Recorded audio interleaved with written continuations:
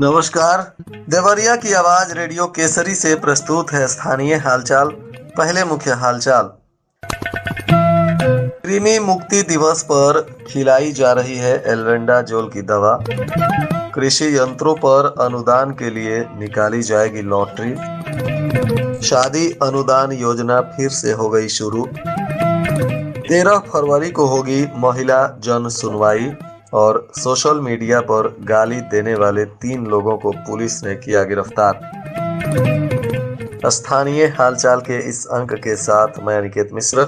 अब हालचाल विस्तार से।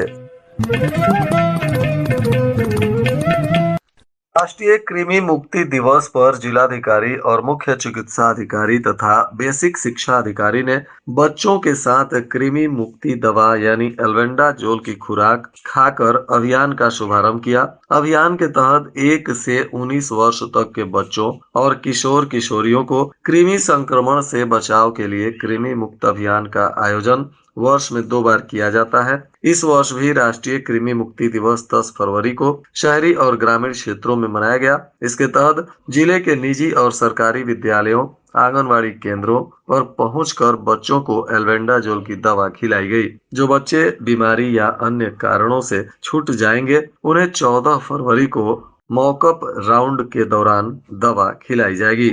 जिलाधिकारी दिव्या मित्तल ने इस अभियान का शुभारंभ करते हुए कहा कि 1 से 19 वर्ष की आयु के सभी बच्चों और किशोरों को कृमि संक्रमण से बचाने के लिए वर्ष में 2 बार एल्बेंडाजोल की दवा खिलाना आवश्यक है और इसके लिए बाकायदा अभियान भी चलाया जाता है। जिला समाज कल्याण अधिकारी जयसवार लाल बहादुर ने बताया कि उत्तर प्रदेश लखनऊ के निर्देशानुसार समाज कल्याण विभाग के द्वारा पूर्व में संचालित ऑनलाइन शादी अनुदान योजना को पुनः शुरू किया गया है। इस योजना के तहत अनुसूचित जाति, अनुसूचित जनजाति और सामान्य वर्ग के गरीब परिवारों की पुत्रियों की शादी के लिए 20,000 रुपए का अनुदान दिया जाएगा। इसके लिए आवेदन की प्रक्रिया शुरू है। आवेदन शादी की तिथि से 90 दिन पहले और 90 दिन बाद तक ऑनलाइन किया जा सकता है। कृषि यंत्रों पर अनुदान को लेकर ई लॉटरी चयन प्रक्रिया शुभारंभ हो रही है। यह 11 फरवरी को आयोजित होगी। उप निदेशक कृषि सुभाष मौर्य ने बताया कि 10,000 से अधिक अनुदान वाले समस्त कृषि रक्षा उपकरणों, custom hiring centre, hitech hub for custom hiring, farm machinery bank आदि के लाभार्थियों का चयन कृषि विभाग के पोर्टल वेबसाइट के माध्यम से जिला स्तरीय कार्यकारी समिति के समक्ष ई लॉटरी प्रक्रिया से किया जाएगा। राज्य महिला आयोग के द्वारा महिला उत्पीड़न की समस्याओं के समाधान के लिए 13 फरवरी को महिला जन सुनवाई कार्यक्रम का आयोजन किया जाएगा। इस कार्यक्रम की अध्यक्षता आयोग की उपाध्यक्ष उप मंत्री स्तर की पदाधिकारी करेंगी।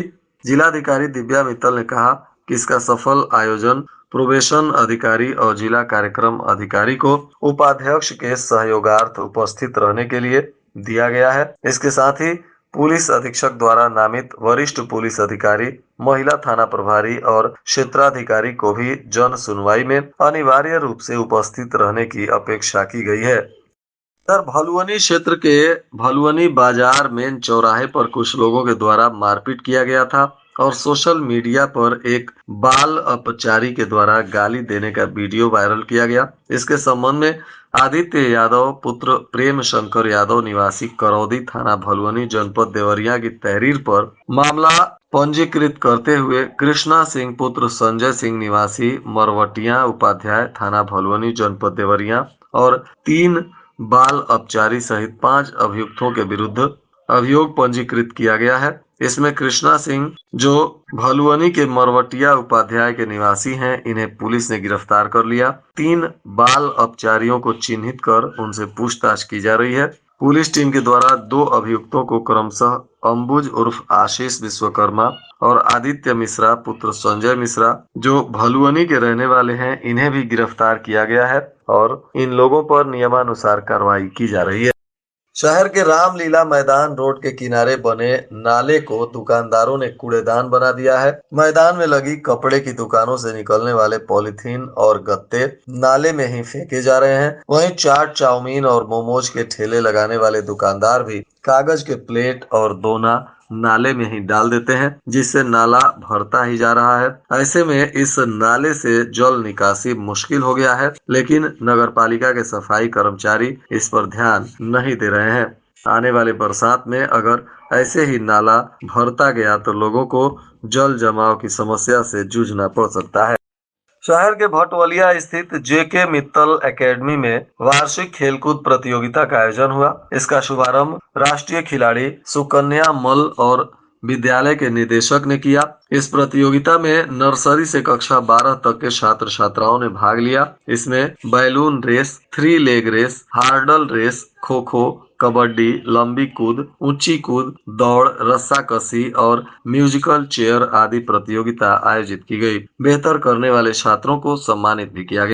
प्रदेश सरकार के कृषि मंत्री और अयोध्या जिले के प्रभारी सूर्य प्रताप शाही ने कहा कि दिल्ली में मिली पार्टी की जीत देश की राष्ट्रवादी जनता की जीत और लोकतंत्र को मजबूत करने के लिए जनता का आशीर्वाद है। अयोध्या के मिल्कीपुर सीट पर भाजपा प्रत्याशी की लगभग 62,000 मतों से हुई जीत को भी उन्होंने 2027 में उत्तर प्रदेश में होने वाले विधानसभा चुनाव में जीत की हैट्रिक लगाने का संकेत दिया। यह बातें उन्होंने अपने आवास पर पत्रकारों से बातचीत करते हुए कही। उन्होंने कहा कि अयोध्या लोकसभा सीट जितने मतों से बीजेपी हारी थी, उससे ज्यादा मतों से मिल्कीपुर जनता ने भाजपा प्रत्याशी को जिताकर उसकी भरपाई की।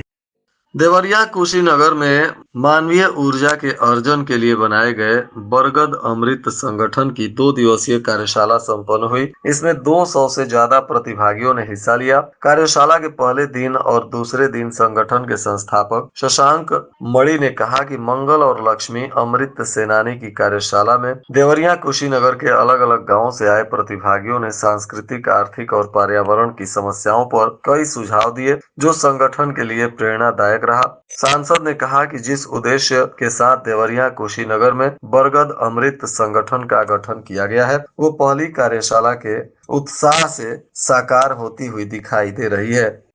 इधर पुलिस अधीक्षक के निर्देशानुसार विभिन्न थानों पर वादी संवाद दिवस का आयोजन किया गया। इस दौरान 98 वादी आए और मुकदमे से संबंधित जानकारी लिए। पुलिस अधीक्षक ने सभी थानों पर वादी संवाद दिवस का आयोजन करने का निर्देश दिया था, जहां वादी गणों से उनकी समस्याओं को जाना गया और विवेचनाओं के शीघ्र निस्तारण के लिए निर्देशित किया गया।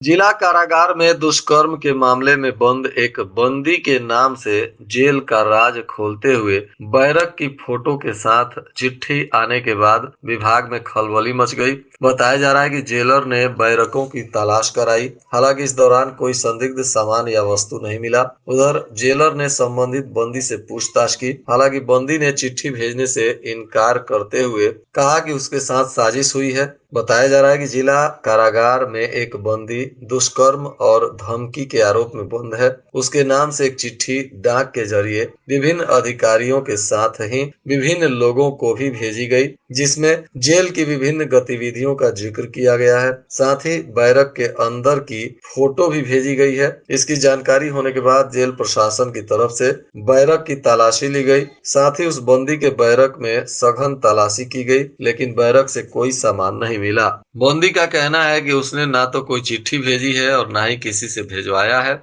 जेल प्रशासन भी इस फोटो को पहले का फोटो बता रहा है। जेलर ने बताया कि तलाशी ली गई जेल की बैरक से कोई भी संदिग्ध सामान नहीं बरामद हुआ। और आज के मौसम का तापमान देवरिया में न्यूनतम 12 डिग्री सेल्सियस और अधिकतम 23 डिग्री सेल्सियस रहने की संभावना है। अंत में मुख्य हालचाल एक बार फिर। कृमि मुक्ति दिवस पर खिलाई जा रही है एल्बेंडाजोल की दवा। कृषि यंत्रों पर अनुदान के लिए निकाली जाएगी लॉटरी। शादी अनुदान योजना फिर से हो गई शुरू। 13 फरवरी को होगी महिला जन सुनवाई। और सोशल मीडिया पर गाली देने वाले 3 लोगों को पुलिस ने किया गिरफ्तार। इसके साथ ही रेडियो केसरी से प्रसारित स्थानीय हालचाल का यह अंक समाप्त हुआ। नमस्कार।